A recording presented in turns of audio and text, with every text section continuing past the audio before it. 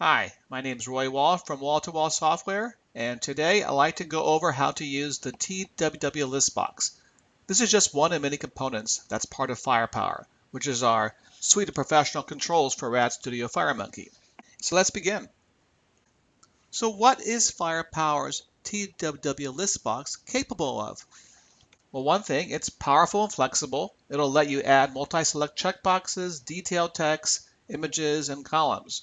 It'll also let you change the layout, the margins, the fonts, the spacing. And it's very fast to develop. You can do all of this without absolutely any coding. And you'll be able to use code too if you want to, but you can do all the basics without any coding. And the end result for your end users is a super fast and smooth ListBox. You'll be able to load 5,000 records in the blink of an eye, and your animations when the user is trying to interact with your ListBox are buttery smooth animations. So this leads me into the tutorial topics we're going to go over today. We're first going to show you how to fill the ListBox, and we're going to show you how to fill it in one of three different ways. We're going to show you how to fill it from items defined in the IDE. You'll do this by double-clicking on the ListBox, and then you go ahead and add each item one by one. The other is to fill the list from items from a data source. The data source can have one or more fields that you map to different controls on the ListBox items. And then finally, the third is we're going to show you how to fill the ListBox with code. Then we want to show you how to change the layout of the items in the ListBox. And this is where the power and flexibility of the ListBox really comes out. And you'll be able to select from some stock layouts that we predefined for you. And you'll even be able to go into each item inside the ListBox controls and change their individual properties. So you have ultimate flexibility on the look of the ListBox. And you'll see that in the second half of this video. So we're first going to show you the ListBox in action, and then we're going to show you how to set up each style of ListBox. So let's go through the ListBox walkthrough. We're going to first click on the ListBox from items list. Now you can see here there's a bunch of items here that they have an image, and they also have a fish name, and they have this right arrow to be able to go into more detail. Now we can also change this ListBox, what it's going to show. Let me go ahead and show the detail below the text and see how that looks. Now there's a detail for the fish item. I can also put a checkbox inside this ListBox. And now there's a checkbox for each item, which can be checked. And finally, you can change the accessory icon to something else. Let's say I made it look like a detail icon. Now you see that the style of the icon is different. And you can change the number of columns in the ListBox. Let me go ahead and make that 2. And now I see 2 columns for each item. Let me go ahead and make that a little wider so things aren't cut off. And there we go. So I'm back at design time. Now let's go ahead and double click on the ListBox, and we're going to see all the items that have been previously defined. You can click on each individual item, and you'll notice that there's a display text property. There's also a display text details, which we showed you when we enable that. We also have the image index property, which determines which image from the images list will be shown in the ListBox item. Then there's a selected property, which really means multi-selected, and that'll be true when the end user has selected an item. That'll be, for instance, used if you enable the checkbox features of the ListBox. And finally, the stored text property is something you can use for your internal use. It's not the displayed value, but it's the internally stored value for that ListBox item. So what happens if you want to add more items or if you want to delete items? Well, that comes into play in these 2 top icons here. If I want to delete this one, I just click on delete button. If I want to add an item, I'll click on this button, and now I have a new item. And I'll have to fill in the text and the stored text and assign the image index if I want an image displayed, and the displayed text details property. And now I want to show you a second way to fill a ListBox. And let's select the tab page, the third one here. And this ListBox is filled from a data source. So if you notice the properties, you'll see list source, and that comes from a bind source DB1, which is a bind source. And the bind source, if I look at it, it's attached to a customer data set, which contains a number of fields. So how do we connect the binding source to the ListBox? Well, I've already assigned it with the property, but it doesn't tell you actually which fields are displayed. For that, we need to go into the item controls property of the ListBox. And inside there, you'll see a number of different properties and settings, and these are for the actual controls inside the ListBox. In particular here, we're going to look at the bindings property, and these are the fields that are bound to the ListBox. And in this case, I have the text detail field. That's going to be assigned to the city field. And the text field name, I have that as the company name. So I'll see all the companies, and then when I want to see the details, I'm going to see the city.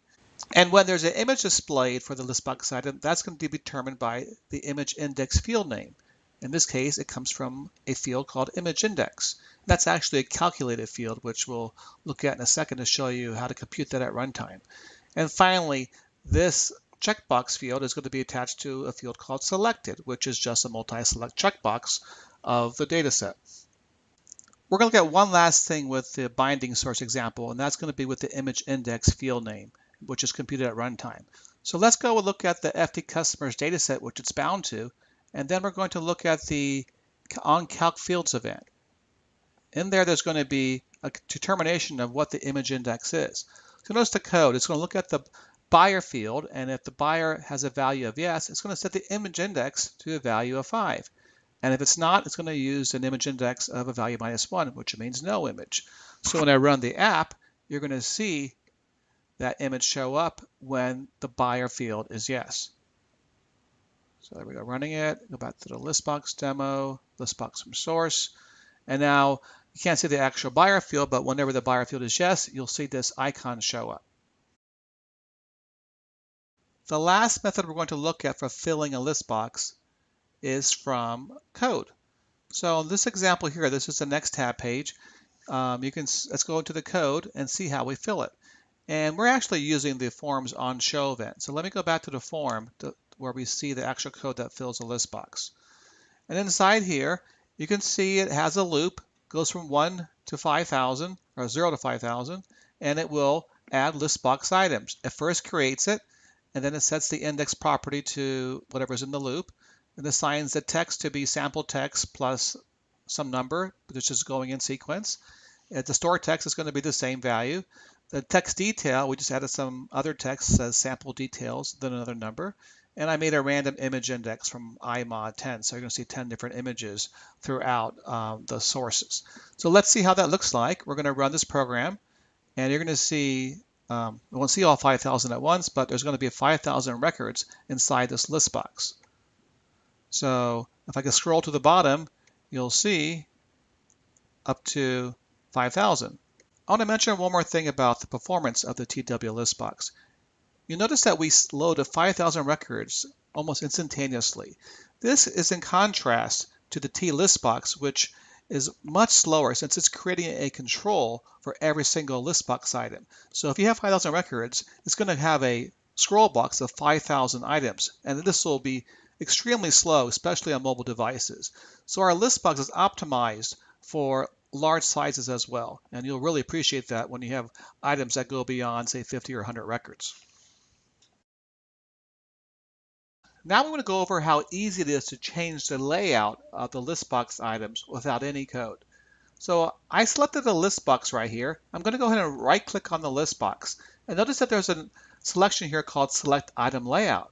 And off to the right, you'll see choices such as text, then image, and then text over details, which would actually mean text on top, details on the bottom, text dash details, which means text and details side by side, image dash text slash details, which means image and text on top and details on the bottom, then image dash text dash details would mean they're all on one line.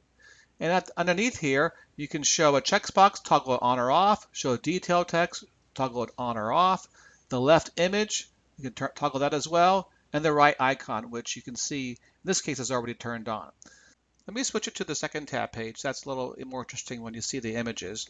So I'm going to go ahead and select the item layout, and I'm going to select just plain text. You'll see the images appear. Now I'm going to go ahead and select text slash details, and you'll see text on top and details on the bottom. Then I'll try text dash details, and now you'll see that they're side by side. And then I'll go ahead and check image dash text slash details. And then you have text on top, details on the bottom with the image on the left. And then I'll go ahead and select image dash text dash details. They're all in the same line. Now I can also enable a checkbox. Let me show the checkbox. And now it's if you want to enable multi-selection for some purpose in your application. And let's see what else I can do here. I can restore the default. But let's go ahead and do something a little more interesting now. Let's say that we want to actually change an individual item in here. Maybe I want the checkbox to be off to the left more or have a bigger margin. That's when you'll have to go into the item controls property. We went into it earlier to show you about the bindings, but now we're not talking about the bindings. We're going to actually change the checkbox. The checkbox actually is in the left layout. So we're going to go ahead and customize the left layout instead and go to its margins property. And the margins right now is set to 0. Let me go ahead and make it 5 pixels. Now you can see that the checkbox has moved to the right by 5 pixels. And you can do other things such as changing the actual text attributes of some of the properties. So there we were changing the checkbox. Let's now instead change the text control. Suppose I want to make it italicized instead of just boldface. So I'll be scroll down to the text attributes property or text settings, and let me go and change the font, and let me change the style and add italics. Now you can see it's italicized. You can also change other text settings. For instance, I can change the color, say to change to coral, and you'll see that the text portion has changed to that color. You can change the alignment. Now it's leading. I can make it trailing, make it center by toggling the horizontal line. You can do the same thing for the text detail control. I can go into here and change the text settings. And here, let me change the font color to, let's say, green. Now you notice that the details have turned green. And likewise, I can change the horizontal alignment as well. So you have full access to all the properties of each individual portion of the ListBox controls inside each item. Now, what happens if you want to color something based on a value of an individual field? Now that's more dynamic coloring, and we need to then go into the events. And the ListBox does have some painting events, and here we're going to use the onCustom Draw Record background. Let me go ahead and double click on that event, and we paste the code in here that actually will change the background color to red for any value that starts with the letter S. So in other words, the text field is going to look at, and if it starts with letter S, it will make that color red. Let's see how that looks like when I run the program. I go to the ListBox and go to the first one. Now I can see these particular entries start with the letter S, and then the background color is red.